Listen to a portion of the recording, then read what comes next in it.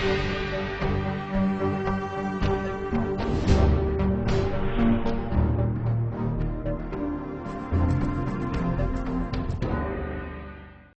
Vindhya times में आपका स्वागत है और आपके साथ मैं श्रेया हाजिर हैं आज की बुलेटिन की खबरों के साथ। देश का अन्नदाता किसान जो अपनी मेहनत से उपज तैयार कर देश को सामर्थ्यवान बनाता है, लेकिन आज वही किसान बेहद परेशान है। कोरोना काल में किसानों की फजीहत रीवा के करहिया कृषि उपज मंडी में भी देखने को मिली, जहां पर अपनी अनाज की तौल के लिए किसानों को 4 से 5 दिन के लिए भटकना पड़ रहा है। इतना इंतजार के बाद भी किसानों के अनाज के विक्रय नहीं हो पा रही है और सरकार संवेदनहीन दिखाई दे रही है। अब तो शहर के सबसे बड़ी करहिया कृषि उपज मंडी में किसानों का जमावड़ा लगा है। किसान गेहूं की तौल न होने से परेशान है। चिंता की बात यह भी है कि मंडियों में न तो सोशल डिस्टेंसिंग का पालन हो रहा है और न ही सैनिटाइजेशन की व्यवस्था है।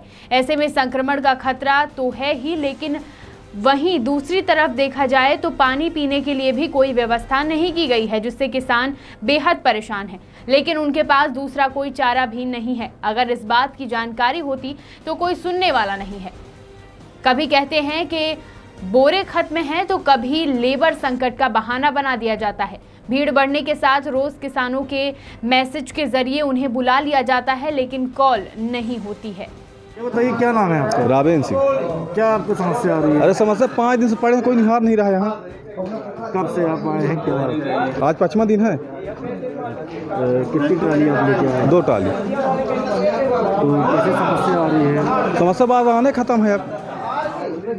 अधिकारी कोई सुन नहीं रहा? अधिकारी सुनत बारदाने ना आ जाए, किसान परेशान है। तो अब आप क्या करेंगे? अब क्या कर, पड़े रह जाए दिन नहीं। अपना नाम बता दीजिए। पवन पाठक। क्या समस्या आ रही है यहाँ? यहाँ बोरियों की समस्या है, क्योंकि बोरियां नहीं है। बोरियों के कारण नाप तौल बंद है, किसान परेशान हो रहे हैं। यही यहाँ की मुख्य समस्या है। लगभग कितने दिन से यहाँ ट्रालियाँ खड़ी हैं? क्या यहाँ पे ट्रालियाँ तो हफ्ते भर से खड़ी हैं, बहुत सारी। कुछ ट्रालियाँ 3 दिन से खड़ी हैं, कुछ 4 दिन से खड़ी हैं, कुछ 5 दिन से खड़ी हैं।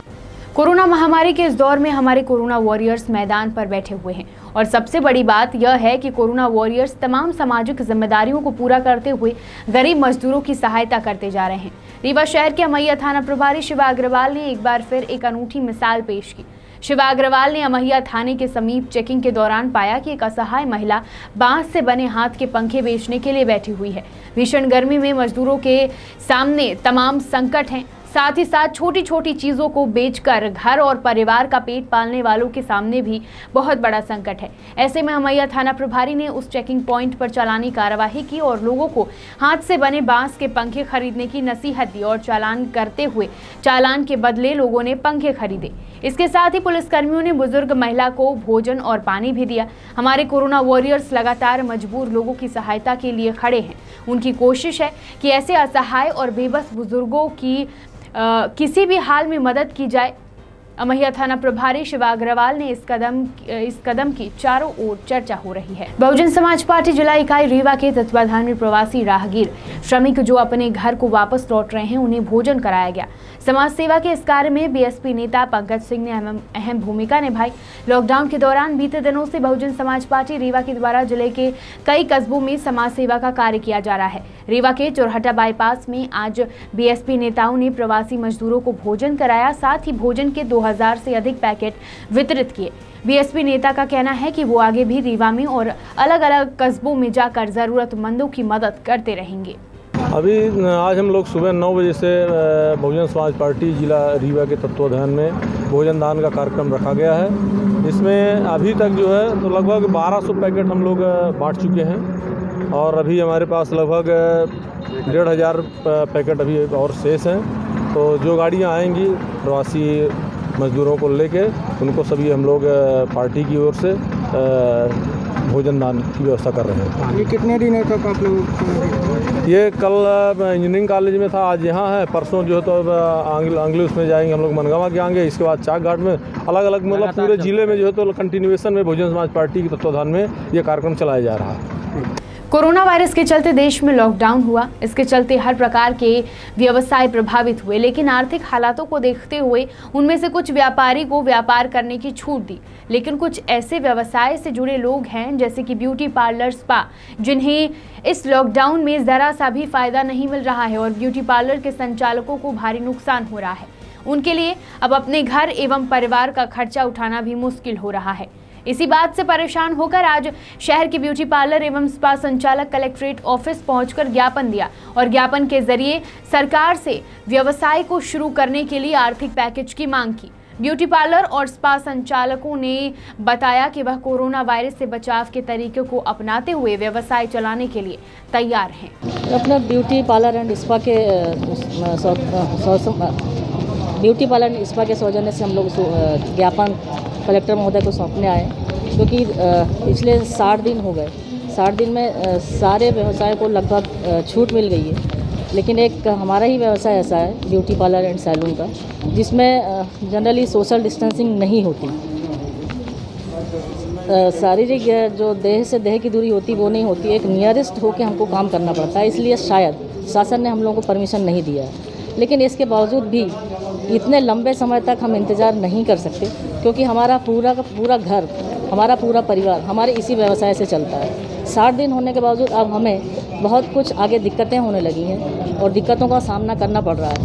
इसलिए हम लोग भी चाहते हैं कि गवर्नमेंट ने जो भी रूल्स रेगुलेशन हम लोग के लिए बनाए हैं उसको फॉलो करते हुए हम लोग अपना काम शुरू करना चाहते हैं। एक अपॉइंटमेंट के थ्रू कम से कम क्लाइंट को लेके एक डिस्टेंसिंग बना के हम अपना काम करना चाहते हैं, जिससे हमारी आर्थिक स्थिति में कुछ सुधार आए। यही हम चाहते हैं। और नहीं, अगर ये चीज़ नहीं हो पाती तो गवर्नमेंट जैसे वकीलों को आर्थिक पैकेज दे रही है, आर्थिक सहायता दे रही है, तो हम लोग भी चाहते हैं कि हम लोग को भी आर्थिक। जिला प्रशासन के द्वारा आदर्श वेटनरी कॉलेज के छात्रावास को आइसोलेशन सेंटर बनाया जा रहा है। छात्रावास के छात्र इसका विरोध करने लगे हैं। हॉस्टल के छात्रों ने बताया कि जुलाई से शैक्षणिक कार्य शुरू हो जाएगा। विद्यार्थियों की पढ़ाई में कोई रुकावट ना हो, इसलिए हम कॉलेज के हॉस्टल को आइसोलेशन सेंटर नहीं बनने देंगे। वेटनरी कॉलेज के छात्रों ने तो यह भी कहा कि नियमों को ताक में रखकर कॉलेज के हॉस्टल को आइसोलेशन सेंटर बनाया जा रहा है, जबकि WHO और सरकार की गाइडलाइन में ऐसा कुछ भी नहीं है। इसके साथ ही छात्रों ने कहा कि आइसोलेशन सेंटर के बनाए जाने के बाद हॉस्टल में रह रहे छात्रों का सामान दूसरी जगह शिफ्ट किया जाएगा। उनके न रहते हुए ऐसा करने में उन्हें काफ़ी नुकसान होगा। इसकी भरपाई कौन करेगा? वेटनरी कॉलेज के हॉस्टल को आइसोलेशन सेंटर बनाए जाने के विरोध में कॉलेज के छात्र कलेक्ट्रेट में ज्ञापन देने पहुंचे और ज्ञापन के माध्यम से उन्होंने आइसोलेशन सेंटर बनाने का विरोध किया। हमारी यही मांग है कि जो कल जिला कलेक्टर ने कल जो आदेश निकाला है, हमारा जो छात्रावास है आज़ाद छात्रावास वेटनरी कॉलेज का, जो उसको वो आइसोलेशन सेंटर बना रहे हैं। पहले SDM द्वारा, ADM द्वारा, CMHO द्वारा भ्रमण किया गया था उसको। उसके बाद कल दिनांक 22 तारीख को ऑर्डर निकाल दिया गया। जैसा हमें पता चला कि हमारा हॉस्टल को आइसोलेशन सेंटर बनाया जा रहा है और आइसोलेशन सेंटर बनाने के नियम होते हैं WHO और ICMR के, तो उसको नियमों को ताक पर रखते हुए भी जिला प्रशासन जो भी आला अधिकारी हैं उन नियमों का उल्लंघन करके आइसोलेशन सेंटर बना रहे हैं। इसका हम सभी छात्र कड़ा विरोध करते हैं और हम जिला प्रशासन, माननीय मुख्यमंत्री जी, राज्यपाल जी, प्रधानमंत्री जी, सभी से हमारा अनुरोध है कि इस छात्रावास को आइसोलेशन सेंटर न बनने दिया जाए। और बनने के पीछे ना बनने के पीछे कई कारण हैं। एक तो वो नियम का उल्लंघन है, साथ में ही जून में कॉलेज के छात्र आने वाले हैं, शैक्षणिक कार्य स्टार्ट होने वाला है, इंटर्नशिप के जो स्टूडेंट हैं वो भी आने वाले 1 जून से, तो हमारा जो पूरा एकेडमिक सेशन है वो पूरा बाधित हो जाएगा। और अगर ऐसा आइसोलेशन सेंटर बना दिया जाता है तो 1 साल तक वो कॉलेज नहीं खुलेगा, जिसकी वजह से छात्राओं का भविष्य चौपट हो जाएगा। इसके जिम्मेदार कौन होगा? आखिर हमें इसका जवाब माननीय मुख्यमंत्री जी, जिला प्रशासन, गवर्नर को देना होगा। कोरोना महामारी के चलते देश भर में हुए लॉकडाउन के कारण तमाम दूसरे राज्यों में फंसे लोग अब खुद ही व्यवस्था कर अपने घरों को निकल पड़े हैं। जहां एक और शासन प्रशासन लोगों को सुरक्षित उनके घरों तक पहुंचाने की कवायद कर रहा है, वहीं दूसरी ओर व्यवस्था न होने के कारण एक तबका खुद ही पैदल या साइकिल से अपने घर को निकल पड़ा है। भारत के आम नागरिक, सामाजिक संगठन एवं ऐसे लोगों की भोजन व्यवस्था के लिए लगे हुए हैं। रीवा के बाईपास में बजरंग दल द्वारा प्रवासियों के लिए भोजन एवं पेयजल की व्यवस्था की गई। बजरंग दल के पदाधिकारी अतुल पांडे ने बताया कि आज बाईपास में बजरंग दल द्वारा की गई भोजन व्यवस्था में बेंगलुरु से आसाम के लिए निकले युवकों को भोजन एवं पानी की व्यवस्था की गई और आगे की यात्रा के लिए एक ट्रक में बैठाकर भेजा गया। लगभग 400 किलोमीटर तक ये लोग ट्रक से यात्रा करेंगे। पाली थाना क्षेत्र अंतर्गत ग्राम कैलारी के जंगल में युवक एवं युवती का शव छत विक्षत हालत में पाया गया। दोनों शवों के सिर्फ कंकाल ही बचे थे। इस खबर की सूचना मिलते ही क्षेत्र में सनसनी का माहौल व्याप्त है। घटना के संबंध में मिली जानकारी के अनुसार उक्त शव शहडोल निवासी संदीप बर्मन एवं न्यासा श्रीवास्तव का है। दोनों एक दूसरे से प्रेम करते थे और बीती 16 मई को घर से निकले थे, जिनकी गुमशुदगी कोतवाली शहडोल में दर्ज है। वहीं इस संबंध में थाना प्रभारी पाली ने बताया कि दोनों के शव बुरी तरह सड़ चुके हैं और अधिकतर हिस्सा जानवरों के द्वारा नष्ट कर दिया गया है। कंकाल को एकत्रित कर पीएम करवाया गया है। रिपोर्ट आने के बाद ही मौत की पुष्टि का पता चल पाएगा। उमरिया से मनु उपाध्याय की रिपोर्ट। ये कल दोपहर में सूचना प्राप्त हुई थी 100 डायल पे। कोई पत्ता बीनने वाले गए थे, उन्होंने फ़ोन किया था कि एक लड़का और एक लड़की की लाश, जो पुरानी लाश लग रही है, वो पड़ी हुई है। ये चोरहा और कलारी के बीच में जो जंगल है, निर्जन स्थान है वहाँ पर। तो उसकी सूचना तस्दीक में पुलिस स्टाफ, मैं, गुनगुटी और जोपी साहब और FSL डॉक्टर और ये जो विशेषज्ञ हैं, ये सभी गए थे। तो वहाँ देखा था तो एक लड़का मृत पड़ा हुआ था और मोटरसाइकिल भी पड़ी हुई थी और पास ही एक लड़की जिसका कंकाल जैसी स्थिति हो गई थी और लड़के की भी काफ़ी बॉडी डिकम्पोज थी, तो वो पड़े हुए थे। उस संबंध में फिर पतासाजी की गई। तो कोतवाली जो सूचना दिया गया, तो कोतवाली में गुम इंसान 16 और 17 तारीख को दोनों का दर्ज किया गया है। 16 तारीख को घर से निकले थे लड़का लड़की और उसके बाद फिर ये जंगल में आए थे कि घर वाले ढूंढ रहे थे, तो संभवतः अपने आप को बचने के लिए कि घर वाले और बाकी पुलिस वाले उनको तलाश में कर पाएँ, इस हिसाब से ये थे। कुछ इनने अपने घर में मोबाइल भी किया है, उसके संबंध में भी जांच की जा रही है और इसके संबंध में बिसरा वगैरह कलेक्ट किया गया है और जानवर भी इनके उसके बॉडी को खाए हुए हैं और बाकी PM रिपोर्ट और जो FSL रिपोर्ट आएगी उसके अनुसार आगे जो साक्ष्य आएंगे उसके अनुसार आगे कार्रवाई की जा रही है।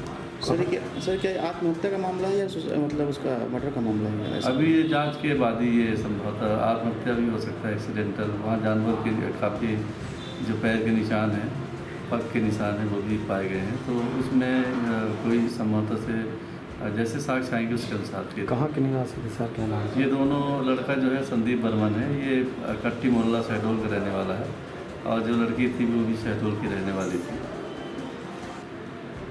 जिले में हो रहे अपराधों को रोकने के लिए पुलिस जिले में अभियान चलाकर अपराधी को पकड़ने में सफलता पा रही है। वहीं देश में फैली इस बड़ी महामारी से भी लड़ने के साथ साथ पुलिस लगातार लोगों की मदद करते दिखाई दे रही है।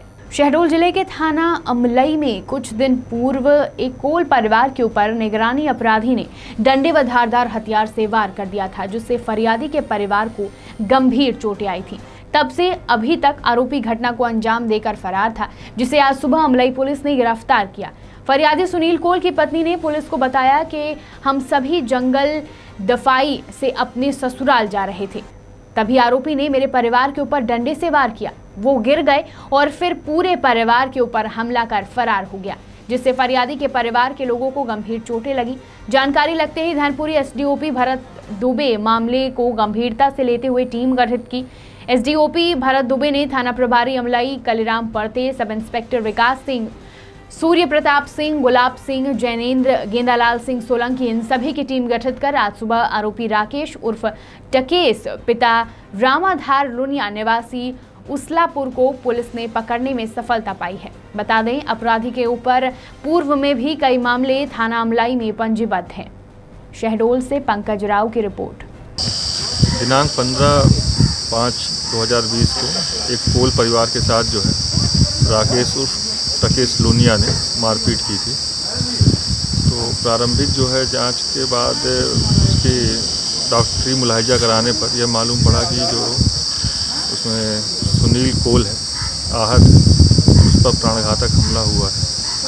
डॉक्टर द्वारा जो ये बताया गया कि इसकी जो चोटें आई हैं उससे उसकी जान जाना संभावित है। इस पर जो है तत्काल एसडीओपी धनपुरी साहब ने मामले की विवेचना अपने हाथ में ली और अमलाई पुलिस की टीम के द्वारा कल जो है आज सुबह 11 बजे करीब जो इसे अभिरक्षा में लेकर गिरफ्तार किया गया है। ये राकेश जो है निगरानी बदमाश है। इस पर अमलाई थाना क्षेत्र में करीब 16 अपराध, मारपीट, चोरी, लूट आदि के पंजीबद्ध हैं। तो यह लगातार अपराध के बाद से लगातार फरार चल रहा था और अमलाई पुलिस के द्वारा जो है टीम बनाकर घेराबंदी करके इसे आज पकड़ा गया है। सर, ये मामला कब का है? ये घटना 15 तारीख की है। प्रारंभिक जो विवेचना थी उसमें सामान्य अपराध पंजीबद्ध हुआ और डॉक्टरी चोटों के मुलाहिजे से ये तथ्य आया कि जो चोट है वो गंभीर प्रकृति की है। इस कारण जो है विधि सम्मत धाराएं बढ़ाकर जो है इसकी जांच जो है एसडीओपी साहब द्वारा अपने हाथ में ली गई। सर, फरियादी कहाँ के थे सर जिनके साथ फरियादी जो है आपके उसलापुर वार्ड नंबर 10 के हैं, कोल परिवार है जिसके साथ इसने जो है मारपीट की है। सतना शहर के ऐतिहासिक महत्व के धार्मिक स्थल जगतदेव तालाब स्थित शिव मंदिर में अजीबोगरीब घटना सामने आई। 1-2 रुपए के दान की आस में प्रतिदिन बैठने वाले भिखारियों को 2 युवकों ने 500 का दान दिया और चंपत हो गए। करीब आधा सैकड़ा से ज्यादा भिखारियों को 2 अनजाने युवकों ने 500 के नोट पाकर भिखारियों की खुशी का ठिकाना नहीं रहा, मगर कुछ ही देर बाद उनके होश उड़ गए। मंदिर परिसर में अनजान 2 युवकों द्वारा दान दी गई रकम की सूचना पुलिस को मिल गई। मौके पर पुलिस पहुंची और जांच पड़ताल शुरू की। पुलिस की जांच में 30,000 के नोट वितरित होना पाया गया है। अब पुलिस को अज्ञात दानदाता की तलाश है। सूत्रों की जानकारी के अनुसार दानदाता युवक MP4 नंबर की कार से आए थे। कोरोना संक्रमण काल में इस तरह के नोट बांटने और फेंकने की कई घटना सामने आ चुकी है। ऐसे में पुलिस मामले की तह तक जाने के लिए युवकों की तलाश में जुटी हुई है। हालांकि अफवाहों को मिटाने पुलिस ने नोट को सैनिटाइज कर दिया है। बात प्रकाश में हमारे संज्ञान में आई है कि वहाँ कुछ लोगों ने भिखारियों को पैसे बांटे हैं।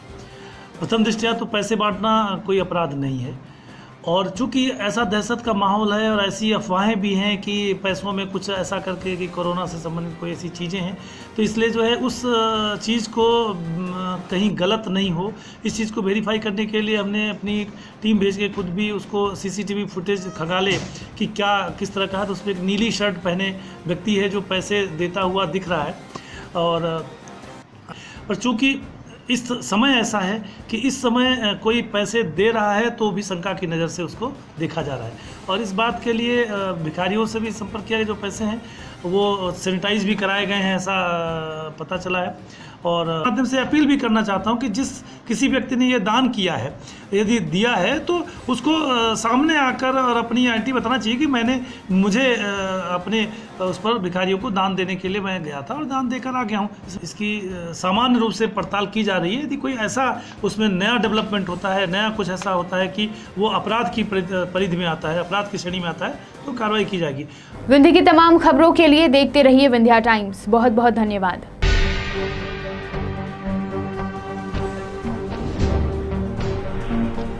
VT Bulletin sponsored by Uttam Singh Academy, Rewa.